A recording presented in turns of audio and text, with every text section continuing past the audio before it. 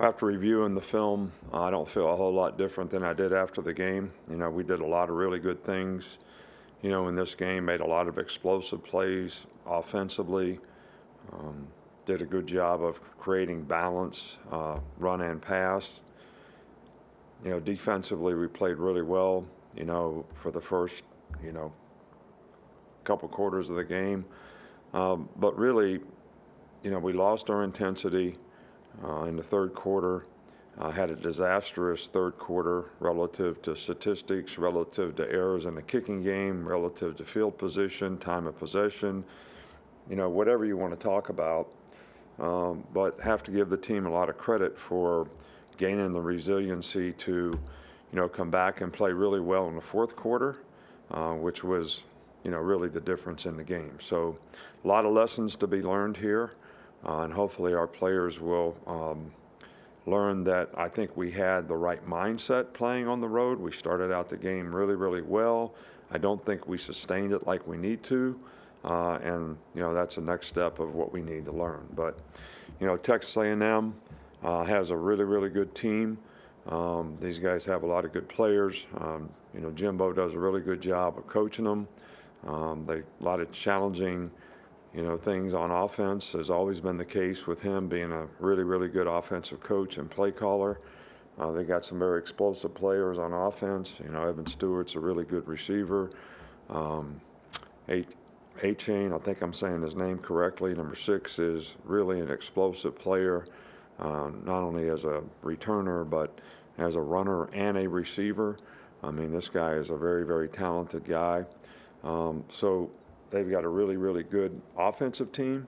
They've got a really good defensive team, one of the top defensive teams in, the SEC. They've got really good specialists.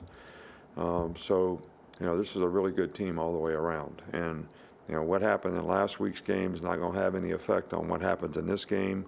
We could go say it was the same situation a year ago. They're going to play really well against us, and we got to be ready to play our best, as a team to be able to take advantage of it. I know you're interested in the injury situation. Really, there's no updates on Bryce. He's got a little bit of a shoulder injury. It's not a long-term, type injury. He's going to be day-to-day when he can get back to, throwing. And we'll just have to evaluate it day-to-day. So I can't tell you if that's going to be today, tomorrow, or the next day. Brian Branch should not going to practice today, but should be okay after today. Justin Boygby is he's got a neck injury that we're having specialists look at to make sure we manage correctly, and we're not going to allow him to play until we can, get the exact most expert plan of action for him and his future. I wanted to follow up with you on something you mentioned in the post game on Saturday about Kool-Aid going in kind of as an emergency start. What kind of a growth experience can that be for him? And also from a coaching standpoint, now that he's had that live exposure, does it make sense to give him some basic training in case the need comes up again? Yeah, well, we trained him, and I guess I wasn't totally specific or wasn't trying to be dishonest, but we trained him in fall camp. To be able to do this, so it wasn't like he's never done it before. We just hadn't practiced him because we thought we had 3 capable stars. Jaquez Robinson, not being available for the game because of an injury, left us 2, and both of them went down in the game. So, yeah, well, if we have 3, I'm fine with that. But if we need to, we will train him some at that position. Kool-Aid's a really bright guy. He's very smart. He understands football. So it's not really hard. He's not one of those guys that need a whole bunch of reps to be able to play a different position, because he has a pretty good understanding of the concept. And but we will. We'll go on the left, Michael. It's one thing to know you're one snap away from entering the game as a starting quarterback, but how do you think that Jalen handled that transition from going from the bench to the game? Well, we try to put him in other games so he gets the opportunity to play, so it's not the first time he ever goes in a game.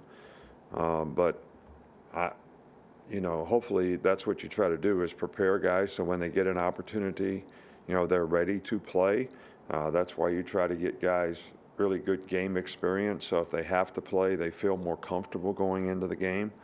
But you'll have to ask him how he felt. I can't answer that question. I just know as a coach what we try to do to prepare him so that they feel like at least psychologically they're in the right place to go out there and read things and make the right choices and decisions. It's why we practice.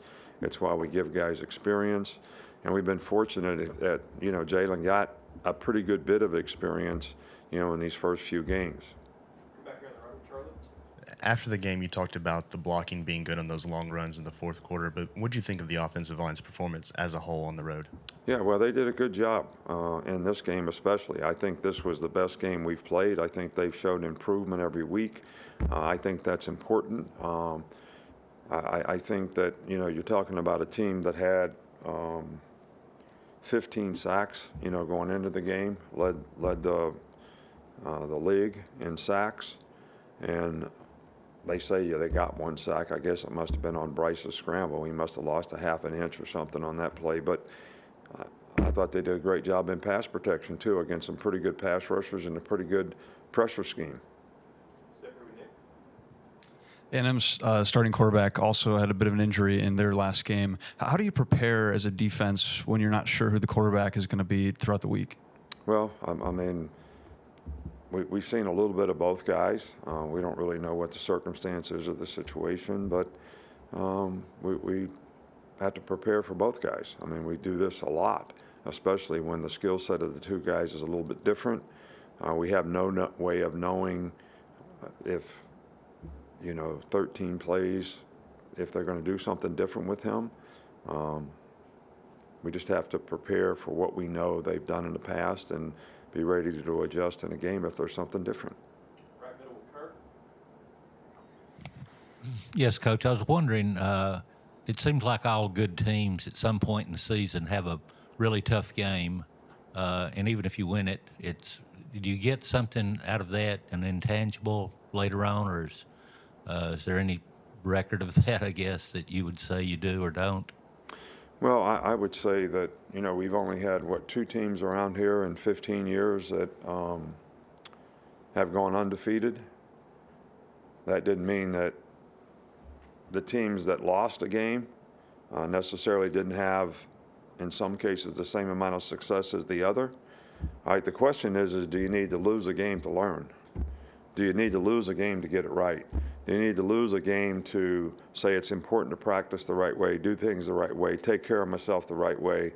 The middle of the season is not the time to think about getting rest.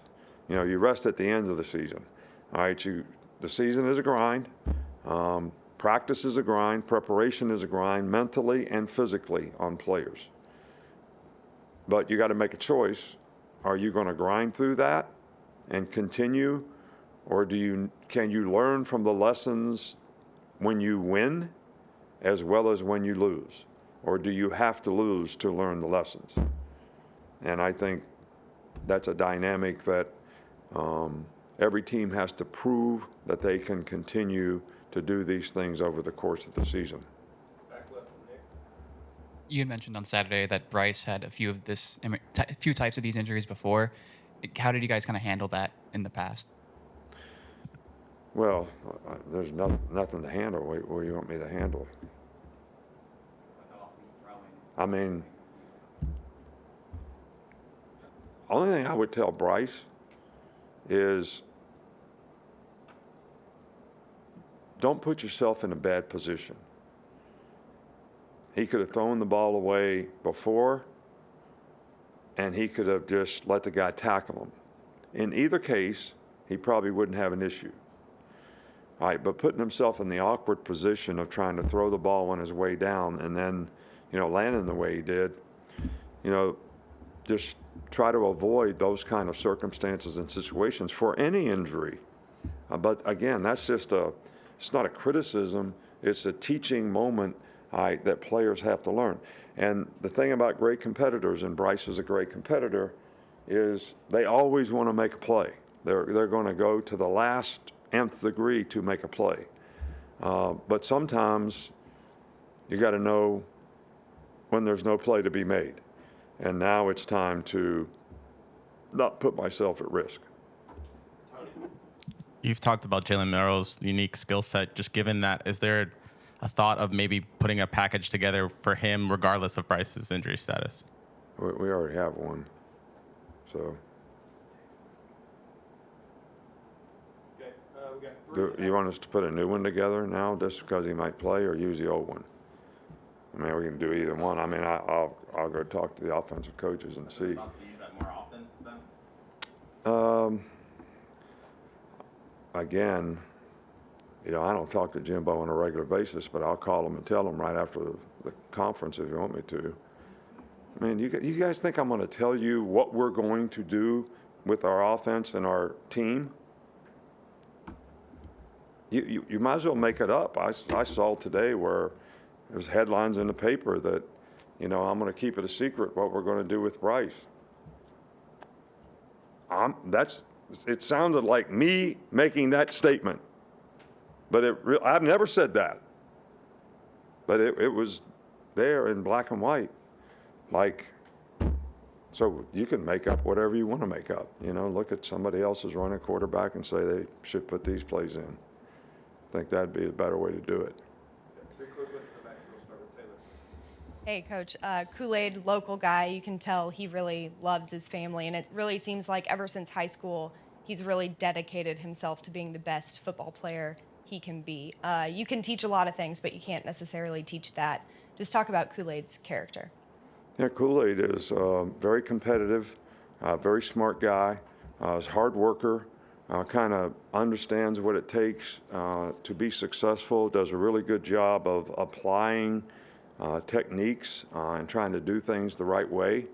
And I think that has played, well for us so far this season. Done a really good job on the punt return, but I think the punt return team has done a really good job of executing as well. But I think, these kinds of guys that have this kind of competitive character are smart, make good choices and decisions in the game, whether it's what technique to use, the guy I'm covering, how do I need to do it. All those things enhance a guy's ability to be successful. And, Kool-Aid does that extremely well. Two more, Carrie. Hi, Coach. So social media has changed, the level of college football and just the game in general. And obviously, if we talk about just you touched today on headlines, I want to know when you have those moments, and obviously this happened in the off season, but when you have those moments when there's all this criticism and outside noise, how have you learned to handle that when this noise has gotten so loud, and how do you help your players navigate those distractions as it only becomes worse? Well, obviously, at times we haven't handled it very well because, I was talking about rat poison last year when we played this game. Nobody would listen. Players wouldn't listen. You all didn't listen. They had lost the week before. We were big favorites. It was like no big deal. Just show up for this game, go play the next game. And I don't get affected by it because I don't listen to you all. I really don't have any interest in what anybody thinks about any of this stuff. I do have an interest in how it affects and impacts the players on our team. And I think it does. And I think they have to show maturity in how they manage it and know that external opinion, external noise, whatever you want to call it, rat poison, whatever it is, absolutely has nothing to do with the outcome of the game. Just like fans have nothing to do with the outcome of the game. They don't block, they don't tackle, they don't catch passes, they don't make sacks. All they do is make noise. And if you want to take them out of the game, just play well, execute, and then they won't be there. They'll leave. So these are external factors that cannot affect how you think as a competitor in terms of respecting winning, respecting what you have to do to win, and how important it is.